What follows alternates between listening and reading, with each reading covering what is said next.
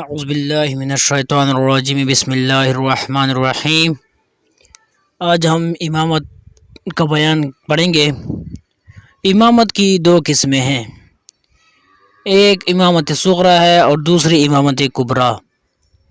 امامت صغری امامت نماز ہے اور امامت کبریٰ نبی علیہ الصلوۃ والسلام کی نیابت متعلقہ کہ حضور صلی اللہ علیہ وسلم کی نیابت سے مسلمانوں کے تمام امور دینی و دنیاوی میں حسب شرع تصرف عام کا اختیار رکھے اور غیر معصیت میں اس کی اطاعت تمام جہان کے مسلمانوں پر فرض ہو۔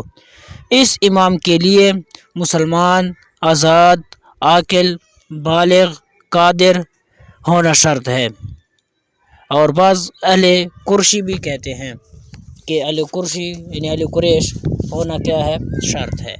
ہاشمی علوی معصوم ہونا، عشق کی شرط کرنا روافض کا مذہب ہے، جس سے ان کا یہ مقصد ہے کہ برحق علماء مومنین خلفائے ثلاثہ ابوبکر صدیق، عمر و فاروق و عثمان و غنی رضی اللہ تعالی عنہم کا خلاف سے جدا کرے، حالانکہ ان کی خلافتوں پر تمام صحابہ کرام رضی اللہ عنہم کا اجماع ہے۔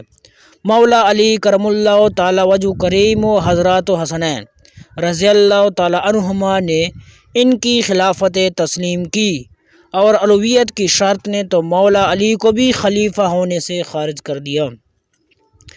مولا علی کیسے ہو سکتے ہیں؟ رہی عصمت یہ انبیاء و ملائکہ کا خاصہ ہے، جس کو ہم پہلے بھی پڑھ چکے ہیں۔ امام کا معصوم ہونا روافض کا مذہب ہے۔ کچھ مسائل بھی سن لیں۔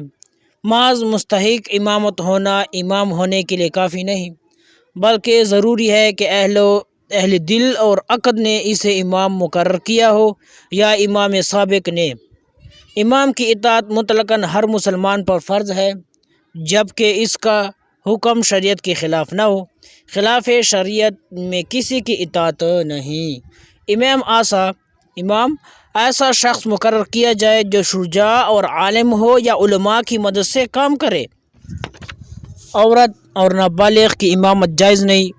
اگر نابالغ کو امام سابق نے مقرر کر دیا ہو تو اس کے بلوغ تک کے لیے لوگ ایک والی مقرر کرے کہ وہ احکام جاری کرے، اور یہ نابالغ صرف رسمی امام ہوگا اور حقیقتاً اس وقت تک وہ والی امام ہے۔